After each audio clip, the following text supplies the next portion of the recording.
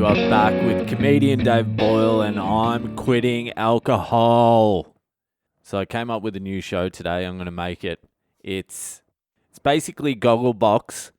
Does everyone have Gogglebox, or is it just a fucking retarded Australian thing? Alright, those of you who don't know what Gogglebox is a TV show in Australia where they've taken about 6 or 7 disgusting families, like real fucking run-of-the-mill Australian, soul of the earth retards, and they film them in their house, in their own environment. You get to see the animals in their own environment, and what they do is they film these fucking retards watching TV. That's the show. That's the whole fucking show. You take a half-gay dad, you put him with his family, and then you make him watch a TV show where a hot dude takes off his shirt and you watch him squirm. And then it pans around to the next family, who isn't a family, it's just 2 old fat cougars.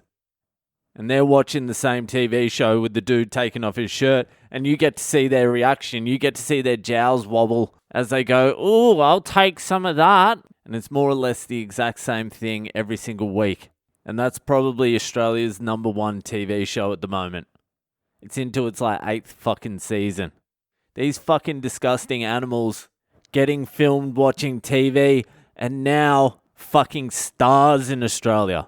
Like, they go out and people want to take photos with them. People who must be even bigger retards than they are. Anyway, what my TV show is, it's Boilbox. It's a very similar concept to Gogglebox, except what it is I'm being filmed on my couch in my boxer shorts, shirt off, watching a live stream of the riots on my phone.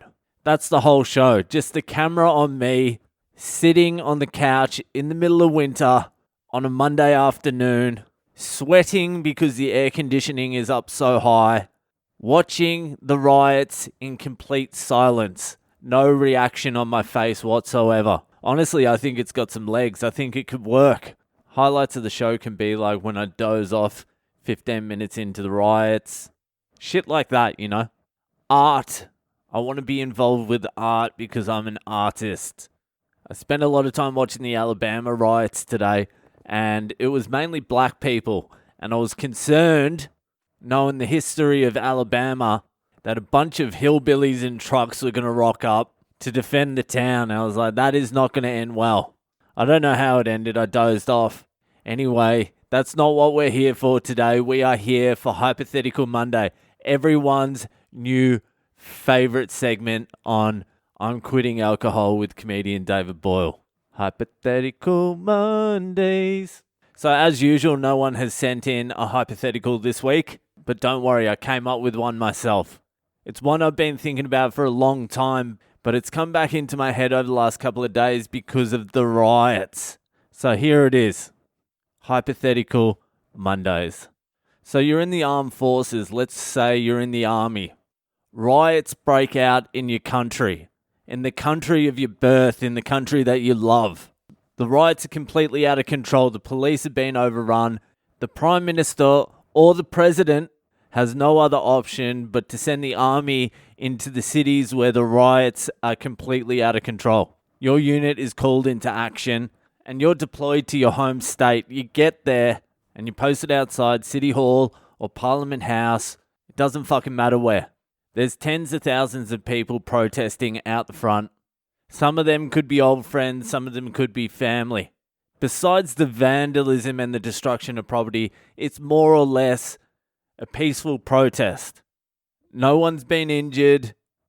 There's been no gunfire. The protesters haven't attacked the troops at all. Despite this, you've been given the order that in 5 minutes you will be shooting live bullets into the crowd, and it's a shoot to kill order. You've got 5 minutes to decide what you're going to do. Where does your loyalty stand? For me, if it was my hometown, I'd be like, no worries, I'm on it. It being my hometown would be a fucking incentive. I'm like, I've been meaning to mow a few of these cunts down for a while now. I don't even know how the army works with the orders like that. Do you get an opportunity to decide for yourself? Or do you just take the orders and go, well, this is my fucking job. Surely you don't open fire, do you? The army's a little bit different to the police. I can understand the police opening fire. That makes sense because they're dealing with the public every single day. I remember when I was a barista and I was dealing with the fucking public every single day. If you asked me to open fire, I would have opened fire without hesitation. Friends, family, I don't care, anyone. But the army is a little bit different. That is the last line of defense. That's meant to be the protector of the freedoms. And to turn the gun on your own people, that's a big fucking call. Surely you gotta lower your gun, don't you?